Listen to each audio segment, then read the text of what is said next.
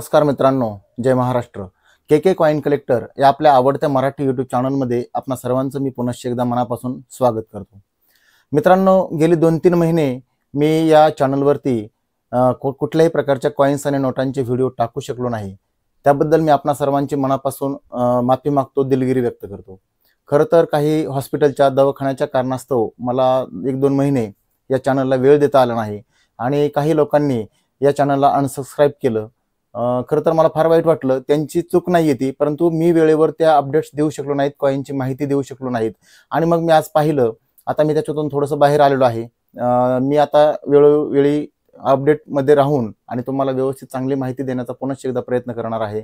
तरी मी या चॅनलच्या माध्यमातून आपणा सर्वांना एक विनंती करू इच्छितो की या 2-3 महिन्यामध्ये मी कुठल्याही प्रकारचे व्हिडिओ न टाकल्यामुळे कृपया नाराज होऊ नका। मी या व्हिडिओच्या माध्यमातून प्रामाणिकपणे खऱ्या किमती ओरिजिनल माहिती या ठिकाणी सांगण्याचा प्रयत्न करत असतो।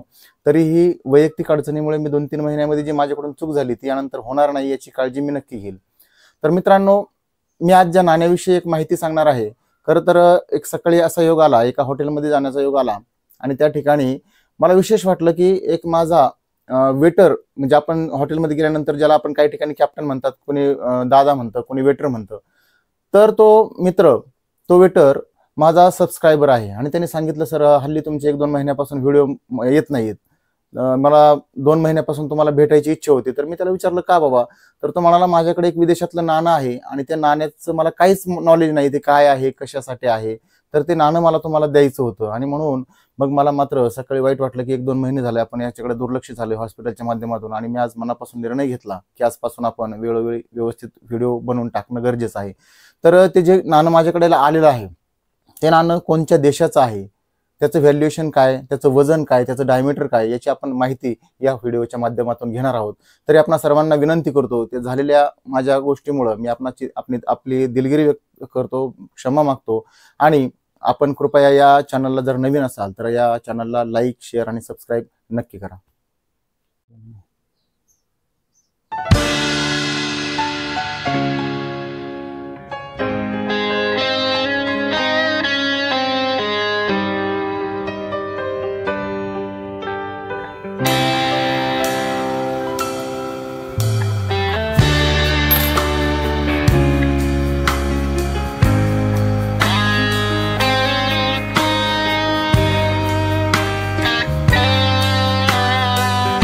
तर मित्रांनो, जे आपण हे नाणं आहे आपल्याला ज्या मित्रांनी दिले, कॅप्टनने दिले, त्या नाण्याविषयी आपण माहिती पाहू। मला वाटतं ब्रॉन्झ किंवा पितळ या 2 नाण्यांमध्ये माहिती काढली असता लक्षात आलं की 2 प्रकारचे धातूंमध्ये ही नाणी बनलेली आहेत। आणि ही जी नाणं आहे हे टुरिस्टला, म्हणजे जे टुरिस्ट असतात पॅरिसला जाणारे, त्यांना हे नाणं गिफ्ट टोकन म्हणून दिलं जातं असं मला लक्षात आलेलं आहे। तर पाहूया आपण ते नाणं कोणत्या धातूचं आहे, त्याचं डायमीटर काय आहे, वजन काय आहे। चला तर आपण त्या धातूविषयी अधिक जाणून घेण्याचा प्रयत्न करूयात। तर मित्रांनो, या ठिकाणी आपण जर बारकाईने बघितलं तर हे नाणं या ठिकाणी आपल्याला दिसतंय। या नाण्याच्या या बाजूला जर बारकाईने पाहिलं तर वरती इंग्रजीमध्ये आपल्याला नॉट्रे डॅम दे लुर्दस मेडल त्या ठिकाणी अक्षर नाहीये, लुर्दस असं नाव आहे। तर हे टोकन कॉइन आहे असं समजतंय घेतलेल्या माहितीवरून। आणि याचं जे वजन आहे 15.7 आहे। ही टोकन नाणी 2 प्रकारे बनवली होती। दुसऱ्या प्रकारामधलं जे नाणं आपल्याला पाहायला मिळतं त्याच्यावर मोन्ने दे पॅरिस असं नाव आहे आणि ते नाणं 16 ग्रॅमचं आहे। आणि हे जे माझ्या हातामध्ये आता आपण जे पाहत आहेत हे 15.7 ग्रॅमचं पितळामध्ये बनलेलं हे पितळाचं नाणं आहे। ब्रॉन्झ आणि पितळ या 2 धातूंमध्ये बनलेली नाणी आहेत। याचा डायमीटर जर आपण पाहिला बारकाईनं तर 34 mm अतिशय जाड, याचे एजेस पाहिले आपल्याला तर लक्षात येईल, अतिशय जाड, खूप मोठं 34 mm डायमीटर असलेलं 15.7 ग्रॅमचं हे नाणं आहे।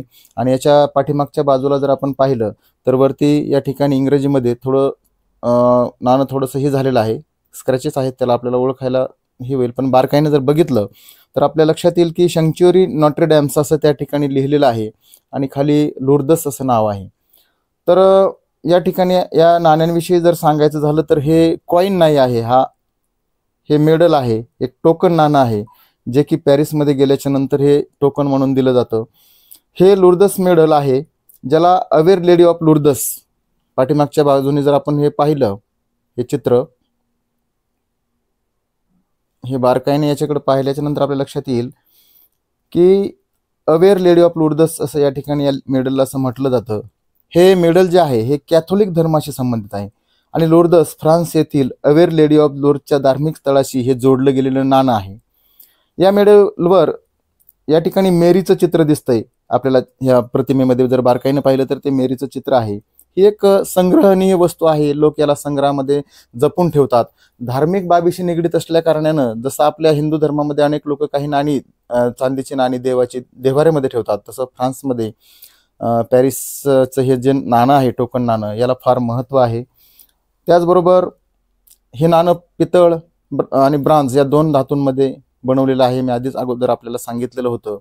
मग हे कॉईन नक्कीच नाही आहे असं लक्षात येतं अभ्यासांत. तरी पण जर या नाण्याविषयी आपणास कोणाला जर माहिती असेल तर मला कमेंटमध्ये जरूर कळवा. हे एक टोकन कॉईन आहे, मेडल आहे आणि एक धार्मिक बाबतीशी जोडलं गेलेलं असल्या कारणानं लोक याला संग्रहामध्ये जपून ठेवतात.